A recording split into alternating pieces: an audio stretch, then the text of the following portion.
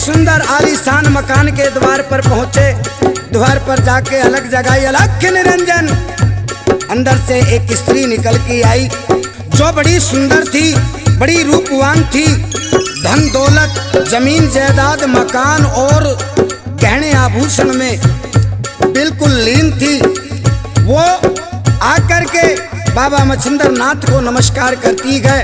बाबा मच्छिंद्र नाथ कहने लगे, हे माई की बेटी, 360 चेलों की जमात आज तेरे द्वार पर है, सिर्फ तेरे से भोजन की आस करते हैं। उस स्त्री ने 360 चेलों की जमात के लिए बाबा मच्छिंद्र नाथ के लिए ना जाने कितने प्रकार के भोजन बनवाए। भोजन बनवाने के बाद में, खिलाने के बाद में, उस बाबा की सेवा करने के बाद में बाबा मच्छिंद्र नाथ नु कह लगा, माई की बेटी मांग के मांगना चाहे। नु कह लगी, बाबा धन दौलत, जमीन जायदाद सब कुछ है, एक चीज नहीं है जो मुझे सबसे प्रिय है। बाबा मच्छिंद्र नाथ कह लगा, माई की बेटी वह चीज मांग जिस चीज की तुझे इच्छा है। नु कह लगी, बाबा मारे कुल की बेल चला दे हो बाबा, मनु ऐसा मारे कुल की बेल चला दे हो बाबा, मानू एहसान। मारे कुल की बेल चला दे हो बाबा, मनु एहसान। मारे कुल की बेल चला दे हो बाबा, मानू एहसान।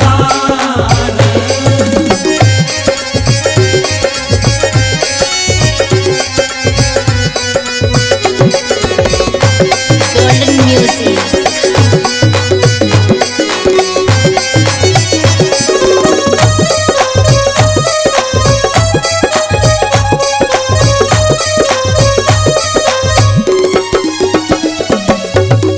नुक्कड़ लगा, है माई की बेटी मैं सिद्ध फकीर हूँ। माना कि मैंने 12 साल की तपस्या की है, लेकिन मैं भी इंसान हूँ, मैं परमात्मा नहीं हूँ। नु कह लगी, बाबा नु का अगर किसकी जोड़ी किससे बढ़ जा करे, कुछ नहीं बेरा। बाबा अगर मेरा काम, मेरा वंश अगर तेरे आशीर्वाद से चल जाए तो मेरे लिए तू भी परमात्मा से कम नहीं है। नु कह लगी, बाबा ओ दीन दयाल जगत के दाता, दीन दयाल जगत के दाता, ओ दीन दयाल जगत के दाता, दीन दयाल जगत के दाता। बन जा मेरा भाग्य विधाता, बन जा मेरा भाग्य विधाता, ओ दीन दयाल जगत के दाता। दीन दयाल जगत के दाता। ओ बन जा मेरा भाग्य विधाता, बन जा मेरा भाग्य विधाता। मेरा रूसा राम मना दे ओ बाबा, मनु एहसान। मारे कुल की बेल चला दे हो बाबा, मानू एहसान। ओ मारे कुल की बेल चला दे ओ बाबा,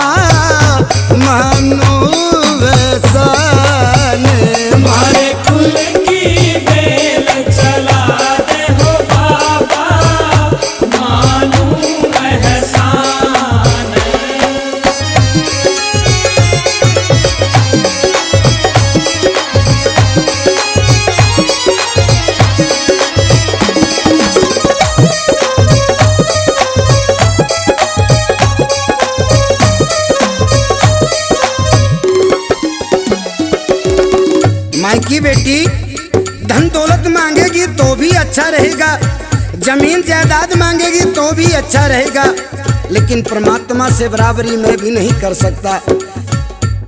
माई की बेटी अगर मांगना चाहती है तो ऐसी चीज मांग जिससे मैं भी दे सकूं और तू भी पा सके।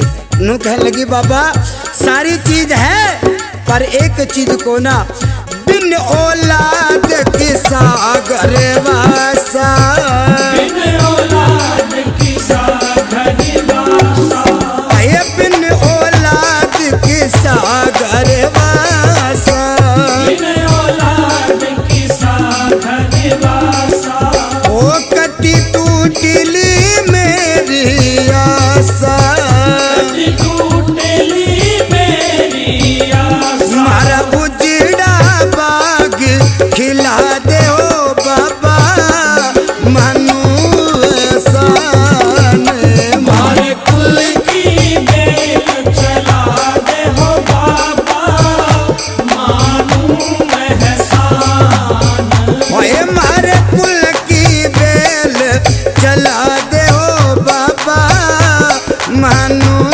एहसान मारे कुल की बेल चला दे हो बाबा, मानू एहसान। Golden Music.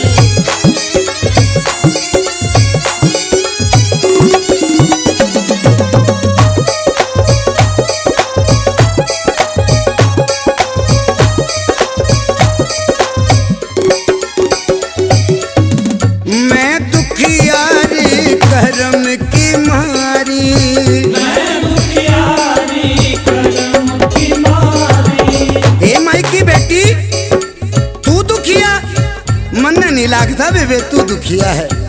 इतने अच्छे आभूषण पहने हैं, इतने अच्छे घर में जीवन व्यतीत कर रही है, इतना अच्छा परिवार फिर भी दुखिया।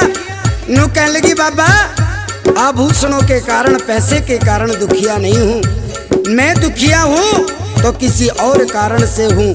बाबा एक औरत झोपड़ी में गुजारा कर सकती है, पट्टे लत्तों में गुजारा कर सकती है, नून की रोटी खा के गुजारा कर सकती है बाबा, पर बांझ शब्द ये बर्दाश्त नहीं कर सकती बाबा।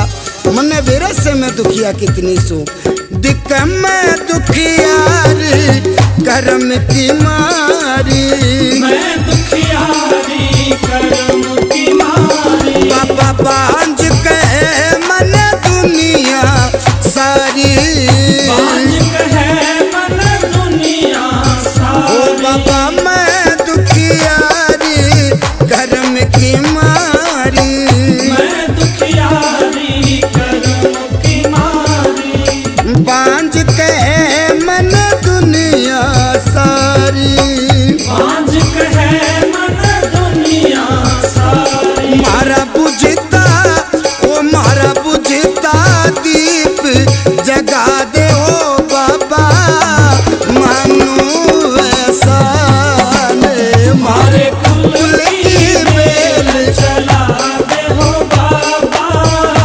मानू एहसान, मारे कुल की बेल चला दे हो बाबा, मानो एहसान मारे कुल की बेल चला दे हो बाबा, मानू एहसान।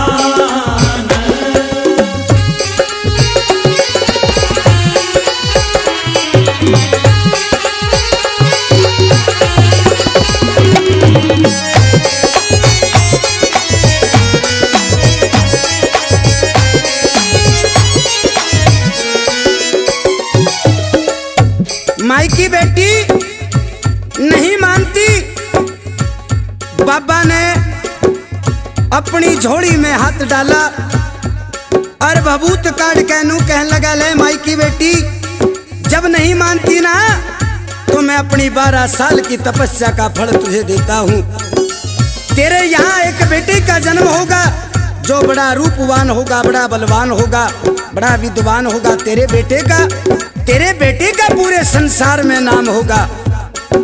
बाबा मच्छंदरनाथ वरदान देकर उस औरत को गोरखपुर शहर से रवानगी करते गए। और इधर से अगड़ पड़ोसन आई आके नु कहने लगी, हे बाबा के दे के गया? वह दुखिया नु कहने लगी, बाबा मेरे ते बेटे का वरदान दे के गया है।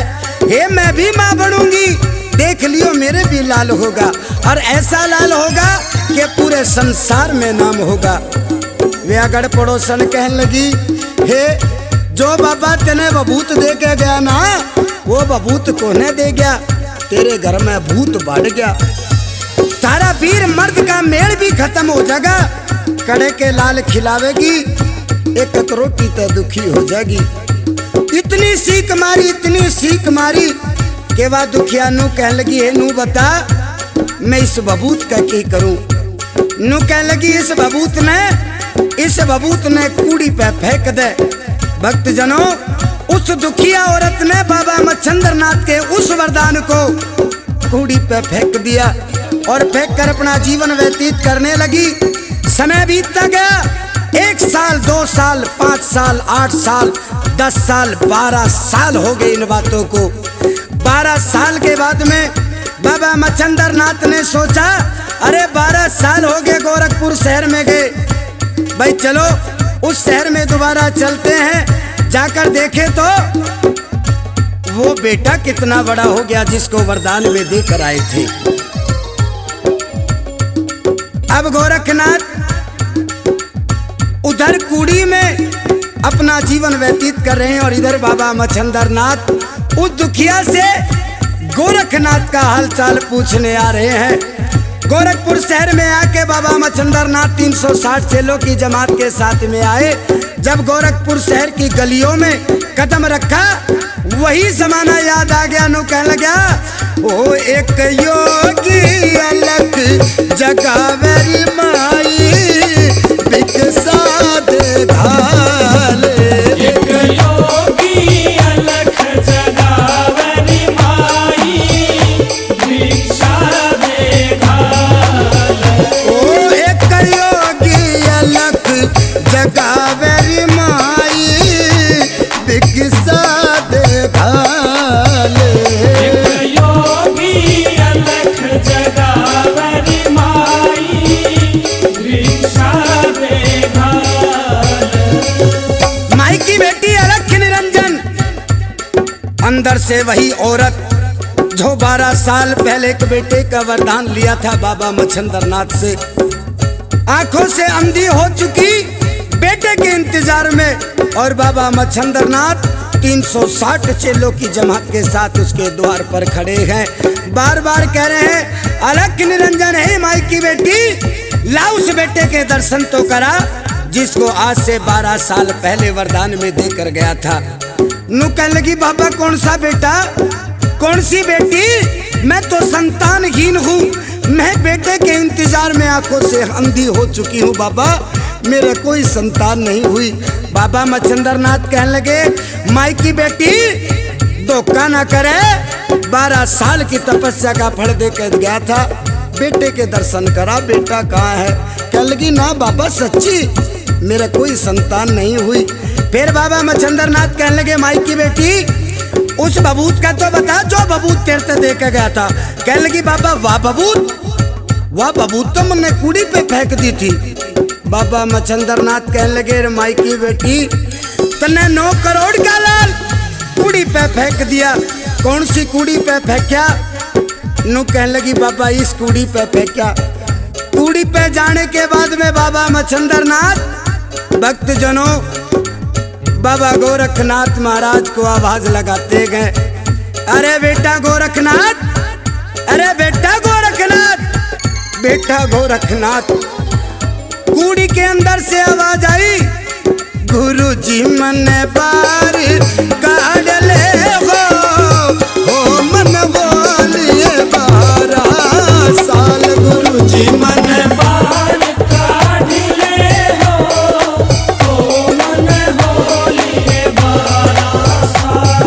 गुरुजी मन पार काढ़ ले हो मन बोलिए 12 साल गुरुजी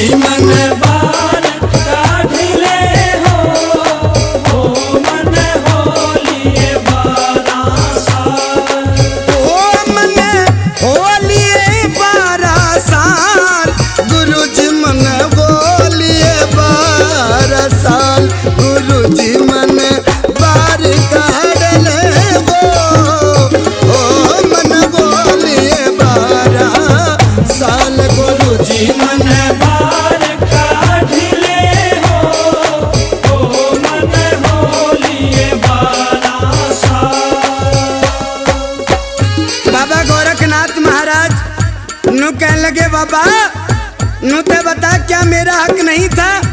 मैं भी किसी माँ से जन्म लेता, मैं भी किसी माँ की गोद में खेलता, मैं भी किसी माँ का दूध पीता। बाबा नू बता मन ने क्या खोट करा था कि ये तपस्या या ये सजा मुझे मिली? बाबा मैं भी चाहूँ था कि मुझे भी कोई माँ गोद खिलाती, लेकिन कूड़ी के भीतर किस जननी ने गोद खिलाया? किस जननी ने गोद खिलाया? बाबा किस जननी ने दूध पिलाया? किस जननी ने दूध पिलाया? बाबा किस जननी ने गोद खिलाया? किस जननी ने गोद खिलाया? किस जननी ने दूध पिलाया? किस जननी ने दूध पिलाया? और भक्तजनों माँ की सबसे बड़ी जिम्मेदारी, अगर दुनिया में सबसे बड़ा गुरु है तो माँ है। सबसे पहले बोलना माँ सिखाती है।